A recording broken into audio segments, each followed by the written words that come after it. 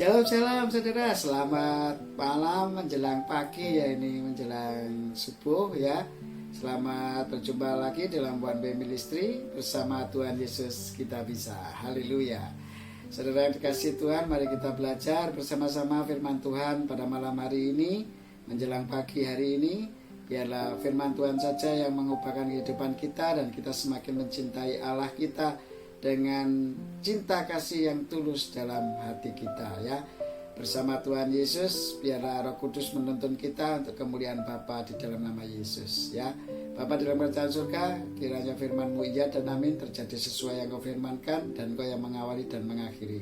Kau berkati subscriber, Kau berkati viewer, Kau berkati semua InShot video editing, XL, demikian sarana media dan YouTube dan semua sarana dan orang-orang yang selalu ingin mendengar dan memberitakan firman ini sampai ke ujung bumi. Kami yakin dan percaya terjadilah sesuai rencana dan kehendak-Mu atas kami semua, umat-umat pilihan-Mu yang Kau pakai untuk percaya dalam hati dan mengaku dengan mulut bahwa Yesus Kristus adalah Tuhan dan kita adalah kebenaran Allah, untuk menjadi saksi-saksi Kristus, memberitakan kasih Allah dengan penuh sukacita, bersyukur, tekun berdoa di dalam kebenaran, di dalam tuntunan kuasa Roh Kudus. Haleluya, amin. Shalom saudara yang kasih Tuhan, selamat pagi ya. Sampai ketemu lagi di sini.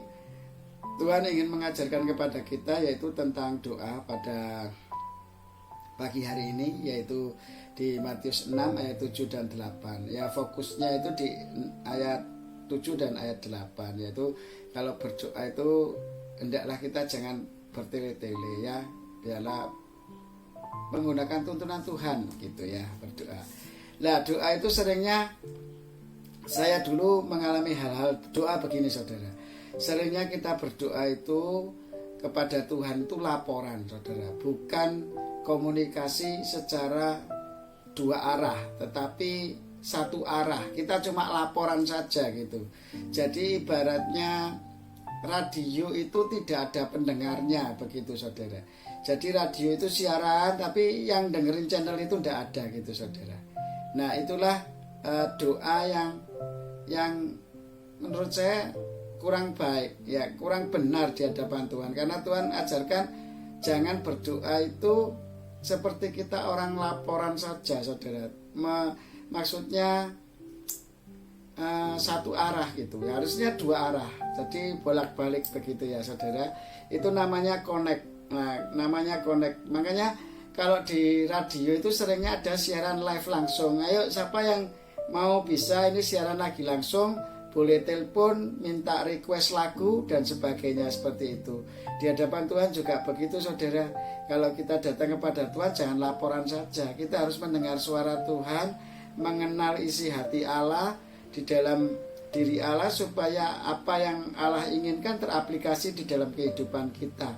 Makanya seringkali kita mengalami doa-doa yang tidak bisa terjawab itu karena banyak doa-doa kita itu berdasarkan keinginan kita, bukan keinginan Allah. Jadi gini saudara, saya ingin ceritakan proses manusia itu kan diciptakan oleh Allah saudara. Hati, pikiran, perasaan, tubuh kita, semua jiwa kita, roh kita itu dikuasai oleh Allah. Dan Allah mengerti diri kita.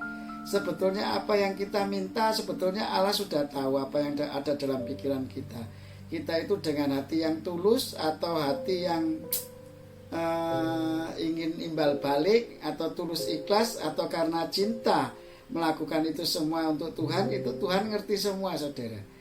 Makanya kadang manusia itu mengalami proses-proses yang jadi gini, seringkali manusia itu meminta secara kedagingan, dan kalau dikabulkan dia baru senang, percaya sama Tuhan. Tapi kalau nggak dikabulkan dia nggak senang gitu ya. Ini apa Tuhan, ini percuma, nggak bisa menolong gini. Nah, kalau di dunia kan diajarkan ora et labora, berdoa dan bekerja gitu ya. Kalau kamu doa toh nggak kerja, itu nanti ya nggak bisa makan gitu loh. Tetapi sebetulnya ora et labora itu menurut firman Tuhan juga nggak 100% benar menurut saya. Karena saya setelah belajar firman Tuhan itu banyak berdoa, akhirnya banyak solusi, banyak jalan keluar, banyak hikmat, banyak pengetahuan ya toh. itulah jalan keluar. Lah biasanya kalau kita berdoa tok itu laporan satu arah saja, kemudian kita melakukan setiap hari apa yang kita inginkan secara daging. Nah itu jungkir balik saudara, sampai belenger, sampai kesel, sampai tenaganya habis semua, tidak ada hasil ya. Tetapi kalau dalam tuntunan Tuhan itu enak saudara, semua itu kita tinggal doa ya, datang beribadah kepada Tuhan, bersekutu, nanti ada hikmat, ada solusi, ada jalan keluar, ada pandangan hidup, ada solusi apa yang harus kita lakukan, itu nanti Tuhan tuntun saudara. Nah makanya di sini dikatakan Tuhan itu adalah jalan, kebenaran dan hidup. Dia itu merupakan jalan atau tuntunan kita menuju kehidupan gitu loh, jalan kebenaran. Dan ini menuju kebenaran kalau di dalam Allah itu saudara, nggak ada yang nggak benar di dalam Allah. Semua Allah mengajarkan kepada ciptaannya yang benar. Kalau yang negatif-negatif itu adalah bapa pendusta, yaitu malaikat yang memberontak ingin menjadi seperti Allah, yaitu namanya malaikat Lucifer, dan sekarang mengepalai bapa segala pendusta, yaitu kuasa kegelapan atau satanik ya, atau setan gitu ya.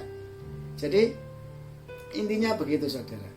Kalau kita berdoa, seringkali kita itu bertele-tele, mintanya panjang gitu, tapi secara daging saudara. Bukan secara karena cinta sama Allah gitu, atau cinta kepada Allah, bukan. Tetapi karena keinginan daging kita supaya terpenuhi oleh Allah gitu loh.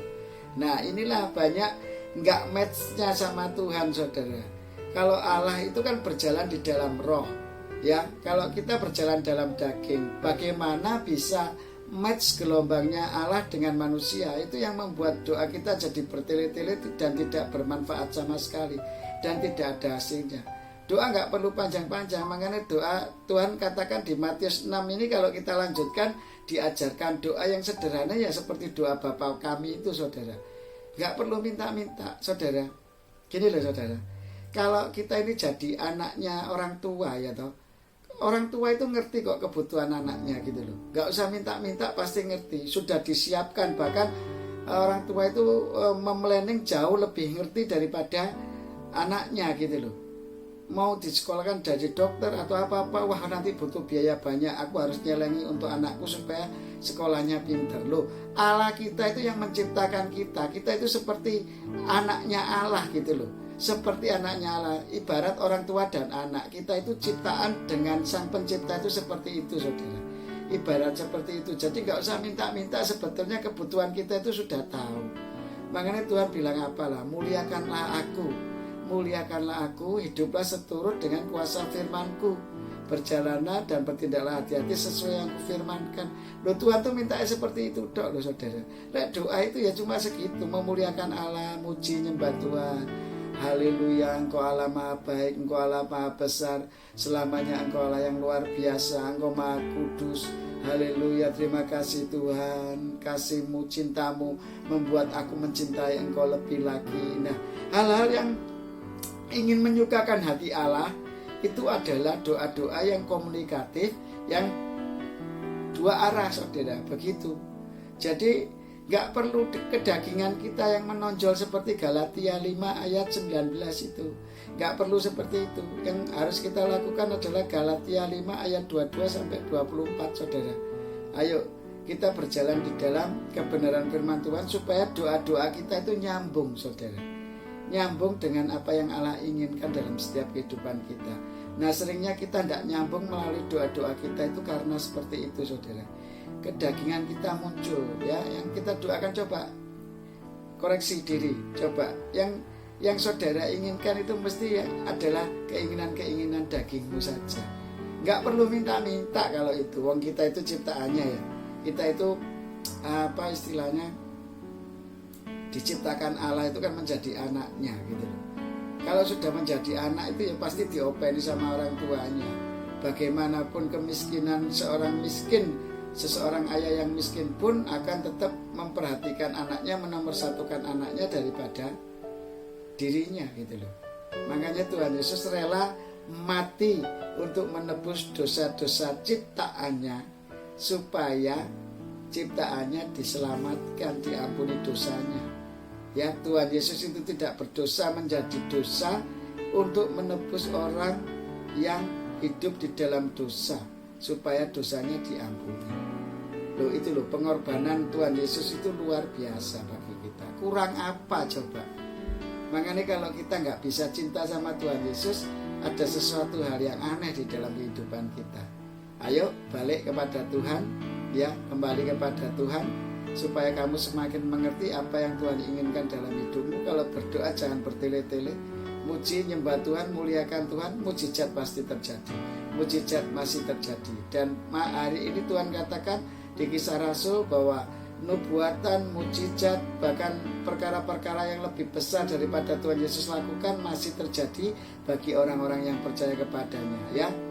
Makanya itu di Markus 11 ayat 24 atau berapa ya, saya lupa. Jadi kalau berdoa dengan iman, ya, yakinlah bahwa kamu sudah menerimanya, maka hal itu akan diberikan kepadamu.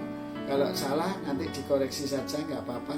Saya supaya kita sharing, intinya pokoknya perkataannya seperti itu. Anggaplah kamu sudah menerimanya, maka hal itu akan diberikan kepadamu.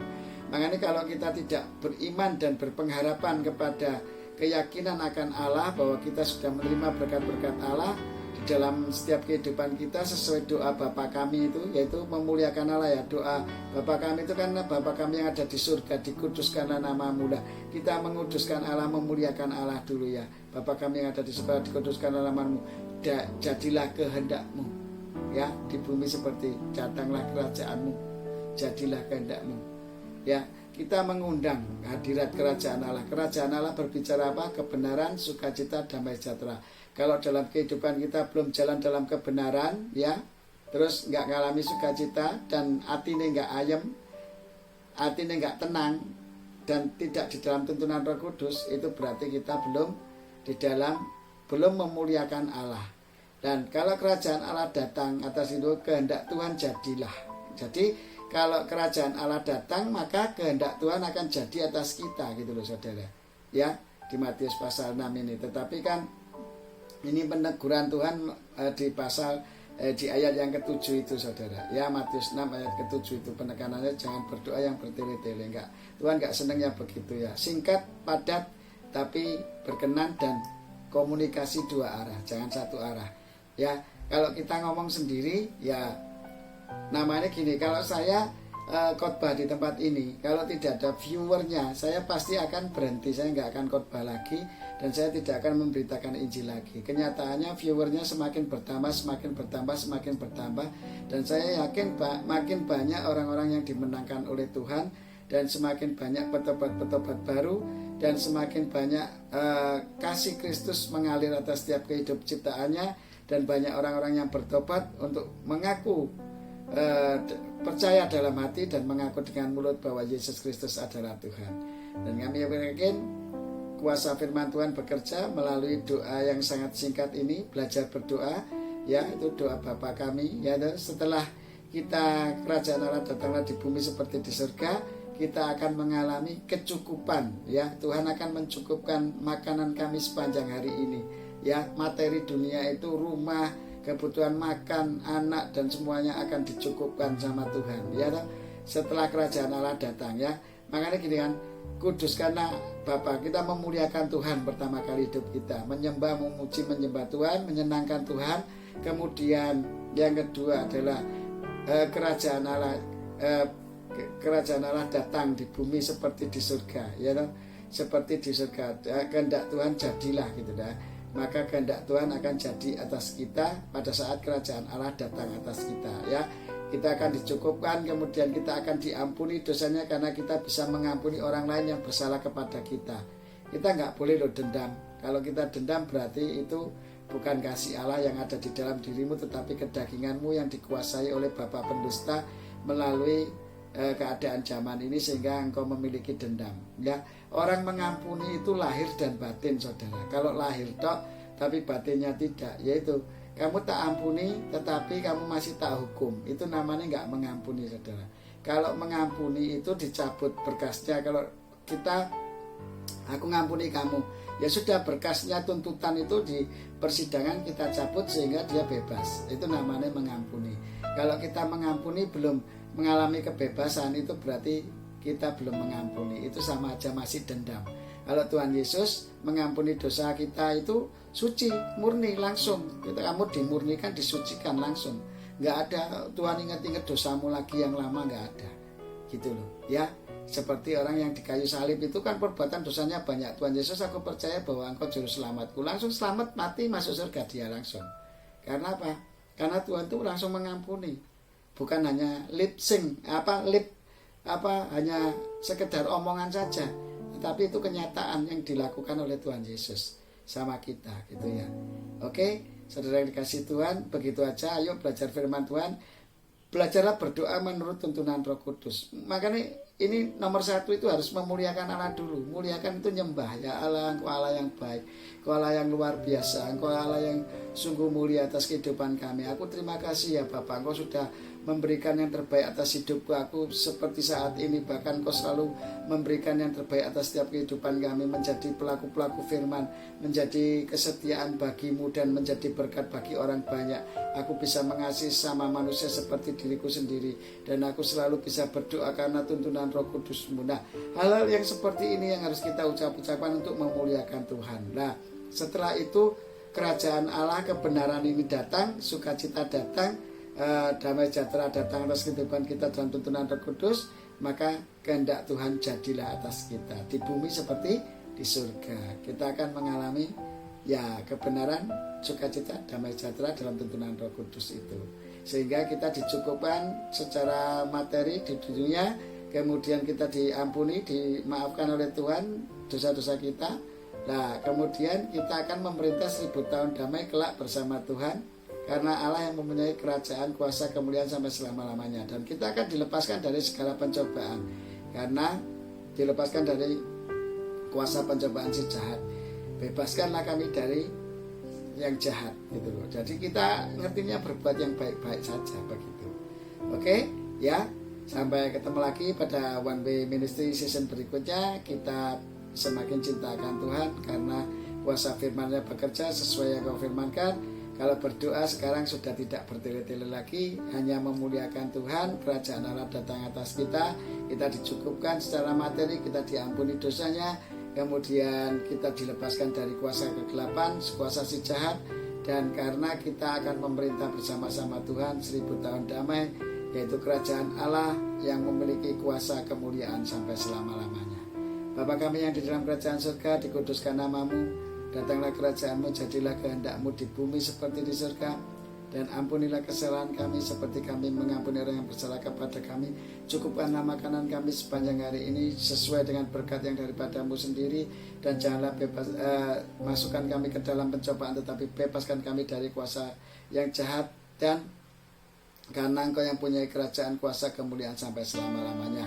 Di dalam nama Yesus kami berdoa dan mengucap syukur. Haleluya, amin. Sampai ketemu pada One Way Ministry berikutnya. Saya yakin percaya bersama Tuhan Yesus kita bisa. Haleluya, amin.